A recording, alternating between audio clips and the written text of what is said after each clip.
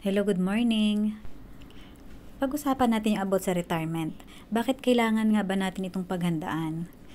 Ganito kasi yon. Temporary lang kasi yung ating trabaho. Hindi magtatagal, baka wala na tayong sweldo at wala na rin tayong amo. Anong bubuhay sa atin pagtanda natin? Aminin natin na ang SSS, Pag-ibig, PhilHealth at GSIS, alam natin na kulang din yun. Mahirap din umasa sa mga anak natin dahil magkakaroon din yan ng pamilya. Tulad nitong amo ko, yan. Ayaw niya yan na umaasa siya sa kanyang mga anak kasi nga may mga sarili na daw pamilya. Kaya habang bata pa at may trabaho pa tayo, matuto na tayo mag-invest. Kagaya ko kahit papaano natuto sa IMG paano paghandaan ang pagretiro para pagdating ng araw, financially free na ako. So kung isa po ikaw na gusto rin paghandaan ng iyong pagre-retiro, comment ka lang po para matulungan ka po namin. See you!